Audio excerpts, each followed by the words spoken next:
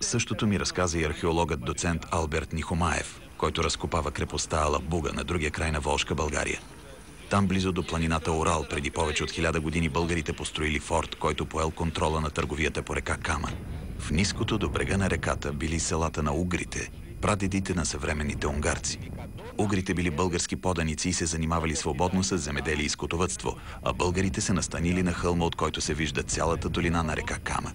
Освен военния гарнизон в крепостта била и българската администрация, която управлявала района и събирала таксите от търговците, разказа доцент Нихомаев.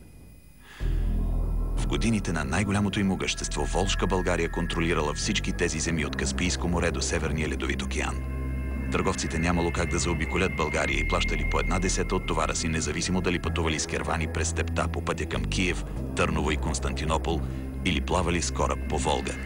Срещу 10% данък, без значение от кой народ и коя религия били, получавали сигурност и право за свободна търговия на всички пазари в страната.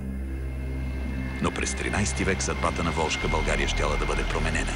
Държавата била нападната от най-силната армия в тогавашния свят и ние пътувахме точно към крепостта, където вероятно се е състояла последната битка с тази армия.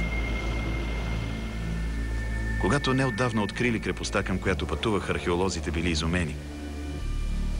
Видели средновековен град, застинал и недокосван от хора през последните 800 или 1000 години. Так, показвай. Навсякъде имало следи от безпощадна битка. Земята била буквално набучена от хиляди стрели. След битката хиляди мъже, жени и деца останали непогребани по улиците, в домовете и навсякъде около града. Вещите им стояли недокоснати. И всичко друго си стояло под изгорените им домове. Огнища, хамбари пълни с зърно, скрити съкровища, стоки от всички краища на света. Учените били удивени от богатствата, които открили, и се питали защо градът не е разграбен, защо убитите не са погребани. Хората от близкото село не можели да им отговорят, защото от поколение на поколение се предавало, че това място насред гората е зловещо, опасно и прокълнато, и никой не смеел да ходи там. И така векове наред никой не безпокоял мъртвия град, докато не дошли археолозите.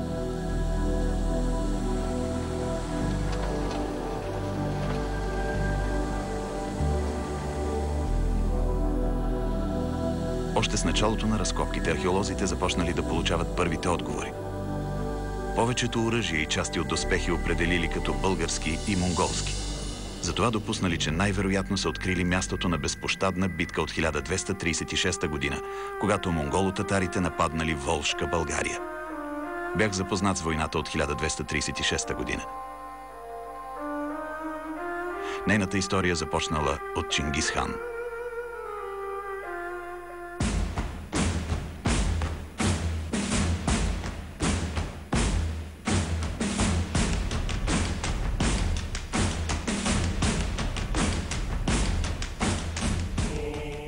През 1206 година в монголските степи Чингис хан създал държава. Тази държава била малка, но с нова военна тактика, жестокост и огромно количество конници за по-малко от 20 години тя покорила Северен Китай, Сибир, Централна Азия и през Армения, Грузия и Азербайджан нейната армия преминала Кавказските планини и нападнала руските княжества. До 1223 година монголо-татарите на Чингис хан завладели половината свят, без да загубят нито една битка. При нахлуването им във Волжка България обаче не само били разгромени, но и унижени от българския владетел Челбир. Защото българите взели няколко хиляди пленници и след това ги разменили срещу овни. Един войник срещу един овен. Един войник срещу един овен. Така тази битка влязла в историята като Овнешката битка. Поражението на армията на Чингис хан във Волжка България останало единствената загубена битка на владетеля, създал най-голямата империя в света. 2 пъти по-голяма от Рим и 4 пъти по-голяма от империята на Александър Македонски. Скоро след войната с българите Чингис хан починал, като завещал на синовете си да нахлуят на изток. Но първо трябвало да превземат Волжка България, която стояла на пътя им към Европа. В изпълнение на завещанието, армия на синовете на Чингис хан нахлула през 1229 година във Волжка България, но била разбита. През 1232 отново нападнали и отново били отблъснати.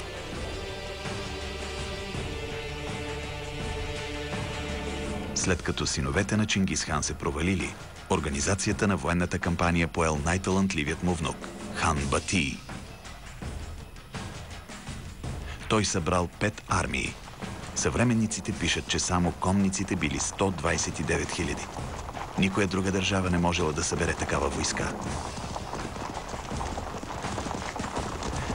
С цялата си мощ през 1236 година монголо-татарите нападнали. Те започнали да разрушават, да палят и безмилостно да избиват населението на всички градове по пътя им, които не се подчинили. Крепостите, които се предавали, получавали пощада, но като откуп монголите заграбвали богатства и отвличали красиви жени. Повечето български градове отказали да платят тази висока цена и воювали до последния човек. Затова войната продължила до лятото на 1237.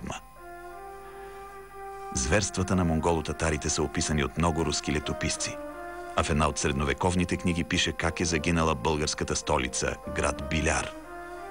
Придоше от восточния страни в българскою землю безбожни татари. Дойдоха от изток в българската земя безбожните татари и превзеха славния велик град български и избиха с оръжие от стареца до детето и до последното бебе, а града им подпалиха и плениха цялата им земя. След като завладели големите български градове, монголо-татарите се насочили на запад. Трябвало да превземат само още една крепост, последната крепост на пътя за Европа. Обикновените хора, както при всички подобни войни, ужасени бягали. Едните на изток, за да се скрият в планината Урал, други към руските княжества или на север в страната на мрака, а трети на запад. Те знаели, че изходът на тази битка ще реши дали децата им ще останат живи. Сега историците твърдят, че много от тръгналите на запад са бягали към мястото, към което пътуваме и ние, към най-западния град на Волжка България, към последната крепост.